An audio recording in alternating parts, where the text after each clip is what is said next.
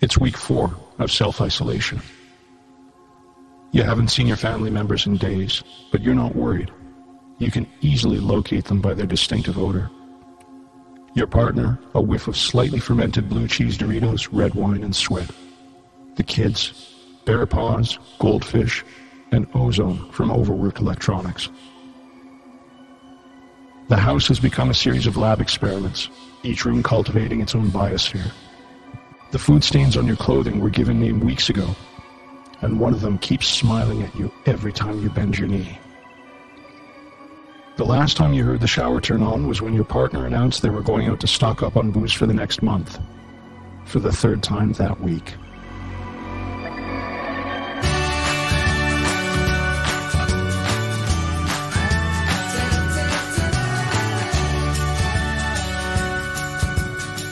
Welcome to the Pandemic Café, a podcast about dealing with self-isolation, social distancing, and the new normal.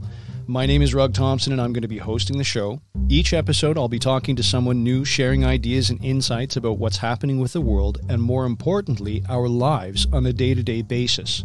Head over to pandemiccafe.com to subscribe to the podcast. You can leave comments, ideas, reach out to people, and if you'd like to be on the show, send me an email at rug@pandemiccafe.com. That's RUGGE at pandemiccafe.com. This episode, I gave Jesska Adams a call. She's a wildlife biologist who's just started a podcast blog called Nature Nerding, which you can find on Facebook. Unfortunately, not long after she started the blog, all parks were closed to the public, so the project's on hold for now. She has some great insights on viruses, living in close quarters with your partner, and lady caves.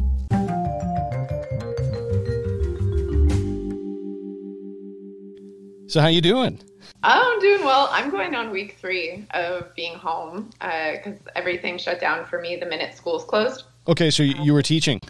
Yeah, I'm a supply teacher, and I've been supplying full-time since the holidays. And so since the decision was made on the 13th, I've been home and just kind of letting the information and the reality settle in. How do you find it? You know, because are you on your own? Are you living on your own, or are you living with your partner, or are you guys? No, I'm living with my boyfriend and a roommate. So okay. Very thankful to not be in a situation where I only have myself to keep company. Yeah. Okay. No, that's cool that you can get a sense of perspective every once in a while. Yeah, absolutely. Definitely thankful for the companionship I have with my boyfriend. And of course, it's going to be close quarters for a long time. So I'm very aware that the dynamic might shift a little bit as we share the space. I just read a headline, actually, that 88 couples in China have just been released from quarantine and filed for divorce. I was so curious about that. That's incredible. I mean, maybe in the grand scheme of things, it's not a high percentage, but I saw a lot of things flying around on Facebook about the amount of babies that are going to be born in 9 months' time, but I'm not altogether sure that that's going to be the result. Yeah, I think so, because it's like, if you take a step back and you look at objectively, it's like this massive social experiment, right? Because we're so easily distracted. Everybody's lives have become so frenetic and so hyper. Even living out here in the country, we're still moving at twice the speed that when I was growing up and stuff like that. Mm-hmm. So I think it's a real wake-up call for people when all of a sudden, it's like going on a 3-week canoe trip with your partner, right? It can present certain challenges. Yeah. I think we're both quite good at taking space when we need to, and recognizing when we're in need of it. For instance, today my project was making a lady cave. A lady cave. Okay. Yeah. What's a lady cave? Similar to that concept of a man cave, but tailored more to my likes. I'm really lucky because right now we're renting a room in a house that's owned by a friend. And so there's a couple of spare rooms that aren't being used for anything in particular. So I've kind of claimed one for my own, and I've set it up to be a little lady cave, a little space where I can kind of get away and have some time to myself and read and be quiet if I need to be quiet. And it doesn't sound like you're in a bad place at all. oh no, it was actually kind of our storage room, and it was bothering me anyway because we just started throwing things in really unceremoniously. Like, we weren't organizing it whatsoever, and it was bothering me every time I went by it. So it was a good excuse to put things in order, put things in the closet that should be there, and then take things out that I might want to have as part of my lady cave space. Cool. Yeah. I wanted to ask you sort of a global virus related question. Your background is sort of nature sciences, right? Yeah, wildlife biology and environmental education. Okay, so did you see this interview on, it was on CBC or on Radio Canada with Boukhar Diouf, who's a comedian, but he's also a biologist. No. And he's a very outgoing personality and very well known in Quebec. And somebody on Radio Canada interviewed him and said, well, what do you think of the virus? And he said, in the marine environment, viruses serve as a sort of, how can I say this?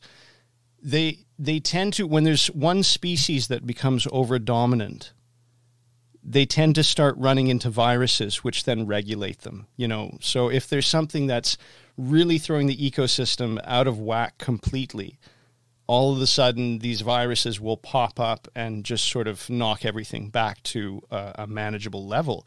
And that really, really, really stuck with me. Yeah, I'd say that's among one of the first thoughts that came to mind, to be honest.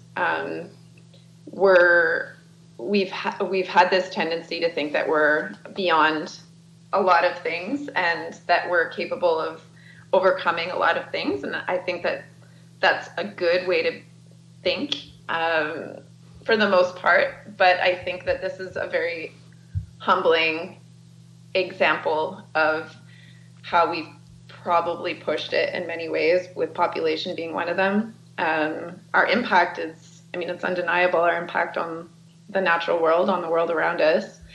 And it was bound to happen, I guess, is what I'm getting at. And I'm not saying that in this weird doomsday, we deserve it kind of perspective. I'm just saying it more from really a biological perspective.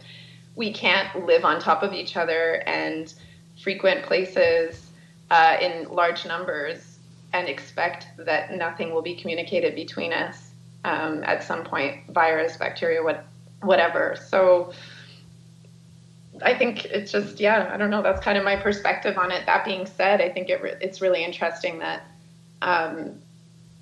because right now, of course, a lot of people are being attained by the virus, but then a lot of people aren't, and that's because we're coming at the issue from much more of a prevention perspective as opposed to reaction. Mm-hmm. Of course, some might argue that we still weren't acting, we weren't preventing early enough, or we were kind of late to adjust. But I think that that's going to be a really important shift in mindset for people, the understanding that reacting to things isn't enough. And if we were still reacting right now, we'd be in for a much bigger issue. So I think that's really interesting, and I'm kind of holding on to that as one of the positive outcomes. It's fun to think about it in terms of there ultimately being a positive outcome. And I still think it's amazing how everybody's come together and sort of takes it seriously. Seeing the initiatives, the volunteer initiatives that are going on to help people, because, particularly in Knowlton, we've got a much older population than in some other towns in the area. So mm-hmm. people have to be really careful, and it's just nice to hear positive stories every once in a while of how people are helping other people out instead of, sniping on social media. Yeah. There's, goodness knows, there's enough of that. But I think that it's funny, I've seen a shift take place in the last week or so. A lot of people just basically saying, I've had enough of all of the crap that's circulating that's just making everybody feel worse. let's change it. And there's all kinds of silly things that are being shared, and I think that that's great. And with regards to what you're saying about people kind of stepping up and helping out and really showing a sense of solidarity and community despite the trying situation, there were a couple of things that I thought of more recently. One of them being, I mean, just generally, it's pretty amazing because I think that overall people don't, I think what may be perceived as a lack of concern or awareness of other people or of the environment, I think that it's just more distraction from it. I think that distraction from being aware of your fellow humans, of being aware of your impact on the environment, because we're just so inundated with information and with content, and we have so many responsibilities. We have endless to-do lists, and if you were to really strip it down to the essential, a lot of those things aren't actually necessary, but yet we fill our lives with them. And a lot of those things take place outside of the home, and they're in different areas and stuff. And now none of these places are accessible. So I guess what I'm trying to say is that a lot of distractions are are kind of melting away in this new situation. And I think that that's really providing a lot of people this opportunity to open up their sphere of concern and think about others, like just putting rainbows in the windows. I think that that's really lovely. I really enjoy seeing the rainbows scattered here and there when I go for my walks in the morning. And I think that, so awareness of others, and people are doing what they can. If they're in less of a vulnerable situation, they're really ready and willing to help because they have the time, and they feel like they have the time, rather. I think that in many cases it's more of a perception of having more time. Yeah. Well, I don't mean to say that like we've none of us has way more time right now, but you know what I mean? Like building things into your schedule isn't impossible, although some of us may think it is. So that was one of the thoughts, is just that it's kind of this, like, similar to what I was saying earlier about an opportunity to reflect more and think of and sit with your thoughts. The lack of our everyday distractions is allowing us to kind of be a little bit more aware and concerned about other people. And then the other thing I was thinking about is, I don't know, I have this impression that we kind of, I mean, I'm saying we, maybe that's not the right word, but there's this general attitude towards a certain age group of younger people. Well, just there's like, I don't know, and I'd be curious to know what your take is on it, but there's this kind of sense that there's a certain age group, say like, I don't know, 15 to 25. I don't know what generation they're considered. I think they're still lumped into the broad category of millennial, right? Okay. I think the young millennial. Yeah. I think that they've gotten a pretty bad rap about, like, you know, no one wants to work. Like, I've definitely caught myself saying that sometimes, and like, or like, no one works the same way that we used to when we were their age, and you know, like a lot of things just about how like their attitude there isn't altogether the same as what our attitude was. And I know that that's one of those things that it's a generation by generation thing, but in many circumstances, I think that they're kind of the ones who are present right now and that we're really relying on. And what I mean by that is, like, I went to pick up groceries, like I ordered online and I picked up at Walmart, and there was a young guy who just came out, and I was thinking, like, oh, these guys that we kind of give a hard time, we kind of judge them based on their age, that their work ethic or what have you. That's a good point. I don't know. No, it's a really good point, because I had to run to Canadian Tire this morning as well, and the only people in the store working were young. You know, they're a bunch of young women at the cash, and they're a bunch of young guys working the aisles and stuff like that. And I think I agree with you. I know millennials are given a really hard time, and I don't disagree with their point of view. You know, it's really, really, really easy to say that, well, no, they don't have the same work ethic as, let's say, you know, Gen X or as my parents or anything else. Mm-hmm. But the world's a very different place. I mean, the level of in broad terms, the level of wealth mismanagement is so much more obvious now than it was, when my parents were growing up after the Second World War, and me growing up and stuff like that. You had wealthy people, but you see these numbers of, the 1%, and the idea of slaving away, and the idea of that the reality is the cost of living is much higher now than it was 30 years ago. So as a generation, why wouldn't they look at it and say, well, yeah, this sucks? Because it does. Yeah. Okay. I mean, it sucks. And then, everybody's saying, well, you haven't purchased anything, and you haven't invested, and you haven't done this, and you haven't done that. I mean, the numbers of financial loss that are coming out because of the market tanking are terrifying, and you're kind of looking at it saying, well, if I'd invested my life savings in something, and this isn't new. We're in 2020. It happened in 2008. It's going to happen again in a few years, and it's this false sense of security. So again, to stand up to that and say, well, that sucks. But the reality is, you're right. When it comes to doing stuff that actually makes a difference, going out and helping deliver groceries or doing whatever, they're there. Anyway, that's my take on it, because it's, and being in between the two generations is looking at it and going, okay, well, something has to change. It's not a sustainable model that we're living in, No. So if we have to take a step back and sort of, sift through the carnage for the next 2 years, or, because the reality is nobody's saying this is going to be over next week. If everybody comes out moving a little more slowly and thinking and looking at things a little differently, I don't necessarily see that as a bad thing. Same, absolutely.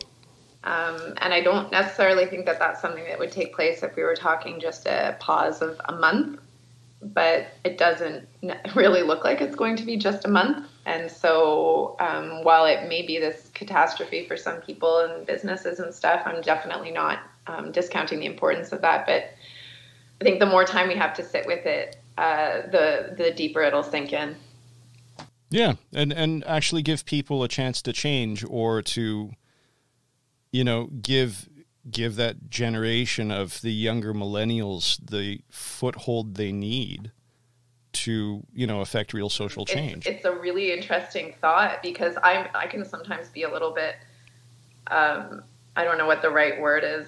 I sympathize a lot with the environmental perspective and the nature perspective, of course. And sometimes I think like, well, we made our bed, we have to lie in it. And I'm not just talking about this current situation, and it sounds a little bit harsh, but the reality is, in this case, while I see the complete biological usefulness of a virus in the grand scheme of, say, population management in living organisms, we, again, can't afford to have it run its course through us because of the economic impacts, et cetera, like we can't. And that's a result of the type of life we've decided to lead as a society. It's a result of, like you were referring to, the economic distribution. It's, so we can't even let a virus do its thing, because like it would be catastrophic. And I do think that there's going to be a lot of good that comes from it, a lot of positivity, like you said, with regards to the slowing down component. With like, let's face it, the majority of us aren't like I take moments and then I decide to slow down, and I go through months where I really am a lot more self-aware and I integrate better practices into my daily routine. But then I get swept up in the day-to-day super easily one week, and then I'm back into an old routine of doing instead of just being every now and then. And so I think if everybody's kind of forced to just be for a little while, I think that that's going to be really valuable. I agree completely. We're, I mean, I've got 2 young kids that I'm spending. Well, I mean, we're, as a freelancer, like the production industry's dead. Okay. I mean, dead doesn't even begin to describe it. It's carnage. And, I can sit and stress about it, or I can sit and not stress about it. And we've made life decisions along the way to, live in a smaller house, just that's the way that it's played out. Like we're doing all right. In fact, I have absolutely nothing to complain about, except that the weather's not nice. Yeah. So we've got days where both kids are inside all day, which, everybody's going through this, but I think there are a lot of people who are worse off than we are. So I have no basis to complain at all. I was already keeping our youngest at home longer anyway, because he's such a fun baby, that I'm just happy doing dad stuff for now, and doing this to maintain a little bit of sanity, because conversing with an 8-year-old and a 13 or 14-month-old all day tends to sort of dull the intellect a little bit. So I thought, hey, it's a great time. I've been wanting to start a podcast for a year now, and I've just kind of always been saying, well, I need a co-host and I need, somebody that I can, banter with and stuff like that. And I thought, well, wait a second, everybody's at home now. Why don't I just start calling people and talk to all the people that I think are interesting? And because I realized I know a lot of really interesting people. So I thought, hey, this might be kind of cool, instead of just harping on the statistics and, looking at the death tolls and sitting at home doing nothing, because there's an enormous amount of positive stuff happening now. As long as you're not in finance. Actually, talking about because you're talking about you've had your podcast idea kind of simmering for a year, and I was talking with Jamie Moore.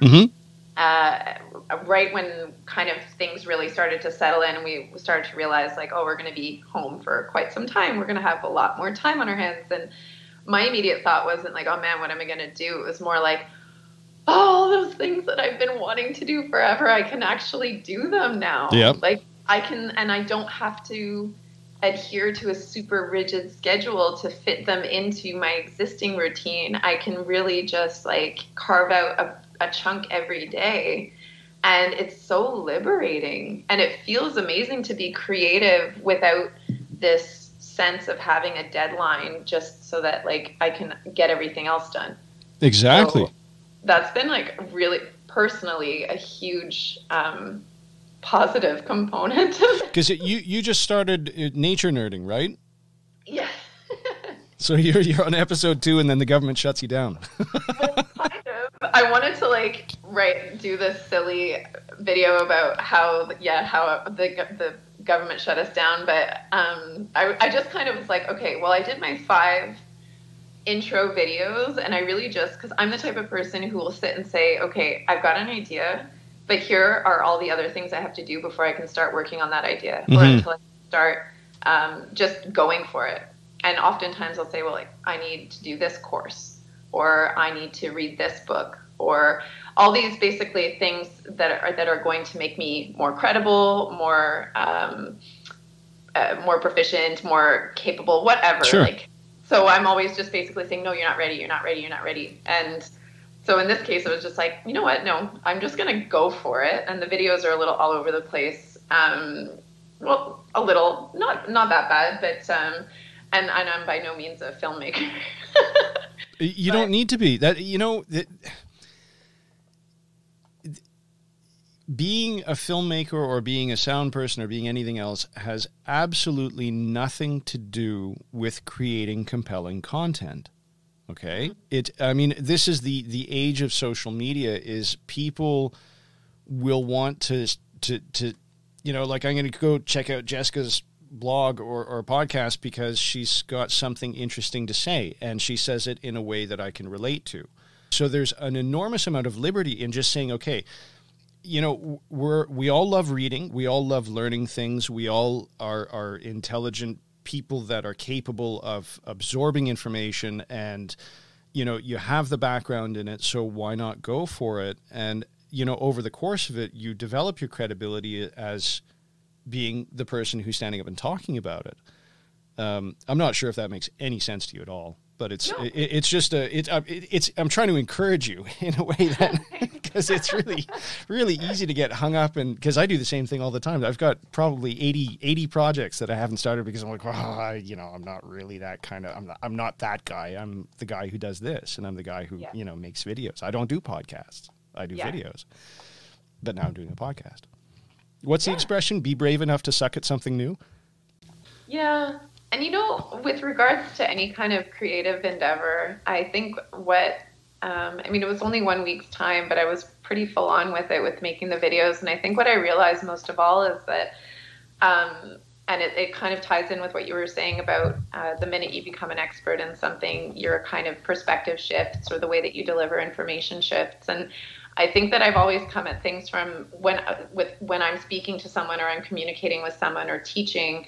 I like to come from this place of like, but I'm not an expert. Like, I'm just really curious about things, and I really love learning. And I think that the minute you kind of lay the stage and say, like, I'm not trying to tell you I know everything, I actually want to learn things with you, I think that that's really a really cool way to like explore any creative projects, because the more room you leave for curiosity and wonder, the more spectacular things can become. I think the minute you have this perspective that you know what the outcome is going to be, you're limiting yourself. Well, it keeps lines of communication open with anybody you're talking to, right? Because then people aren't, once you remove ego, you know, it becomes a lot easier to approach somebody and say, well, you know, I was thinking, what about trying it this way, or what about trying it that way? And wonderful things can come from that. So I agree with you completely. So. And I think that that's a good kind of thing to keep in mind as well with regards to the current situation, is when things seem a little overwhelming or highly negative, and we're just not sure what opinion to have of things or what perspective to take. I think just asking questions and being curious about the current situation is a good place to be, because you'll learn more about things, you'll learn more about yourself, and you're not going to be stuck stewing in the negativity. I think instead of saying like, oh, everything's going to shit, just asking, okay, like, how did we get here? What are the possibilities? What can I do with this time I've been given? Like, asking yourself questions and being curious. I think that that's like a good place to be in right now.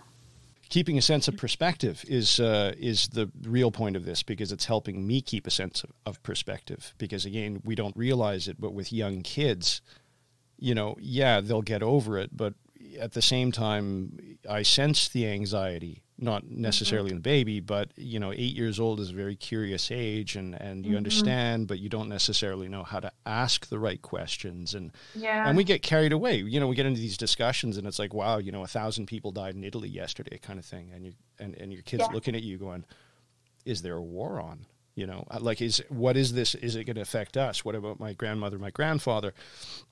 So yeah, it's I'm trying to temper my own appetite for destruction kind of thing, because it's, oh my God, because we get so sucked into it, don't we? And I think I've seen that now more than ever, not just on Facebook, but on what's trending on Netflix. Exactly. With doomsday narratives, it's disturbing. And like I'm saying we because I include myself in it. Like, I've been watching a lot of kind of just these depictions of these dystopian futures, and I'm just like, wow, we have got a lot of movies and shows about that, and books, and we just eat it up. We love it. Yeah, and I'm curious about that. Like, I want to know what it is, what our obsession is, and maybe it has to do with like people. I don't know, people the same thing that makes people enjoy being afraid at a scary movie. I don't know. But that's a good point, actually. I never thought of it that way. That it triggers the same kind of high as people who get off on horror flicks all the time. Maybe that's it. Maybe it fills this niche. Maybe it creates this, you know, controllable sense of anxiety or fear that, you know, as soon as you flip the screen off, you're back in your you know, cozy on your couch. All right, listen, I'm going to go upstairs and check on my kids because the floor is shaking, or the ceiling's shaking. It is Sunday and it's raining, so hey. Keep going with the nature nerd stuff. Thanks. I kind of, once I realized that parks were going to be a little bit touchier to promote accessing, I said, okay, I'm going to use this as an opportunity to kind of review what I have done. Yeah. And then decide on an alternative approach. And again, it's still in line with something I've had kind of floating around in my mind for a while. So I'll just use that as an opportunity to go back to the brainstorming and see what comes of it. Cool. Mm-hmm. Well, again, thank you very much. My pleasure. Thank you. If you're bored and you want to talk, give me a call. Let's shoot the shit for another hour. Cool. Sounds good. Yeah. All right. Take care and don't go crazy. So if you want to show Jesska some love, head over to Facebook and do a quick search for Nature Nerding and give the page a like. Now, I know there are quite a few people out there who are discovering their kitchens for the first time. If you're wondering what to do with that spatula, don't worry. Over the next couple of weeks, I'll be bringing you Tales from the Quarantine Canteen. I'll be talking to a couple of amazing chefs who've offered up some simple, tasty recipes for those of us who think we can cook, but really can't. Oh, and one last thing. In keeping with the very serious theme of this podcast, I have a challenge for everyone. Over the past couple of weeks, I've rekindled my love of limericks. If you aren't sure what a limerick is, it's a 5-line poem where the first, second, and fifth line rhyme and are around 10 syllables each. The third and fourth lines rhyme and are around 6 syllables each. Limericks are rude, bawdy, and generally inappropriate, so don't hold back. Do your worst, and I'll happily read them on the show and post them on the site. Obviously, anything racist and hate-oriented will be ignored. Let's keep it fun. If you need a little motivation, just think this is far more important than the other 90 household projects you said you'd have done by now. Just to get this thread going, I've written one. I'm dedicating it to all the guys who ignored the warnings and partied through spring break. Here's to you guys. Stuck at home after being abroad. In isolation, away from my squad.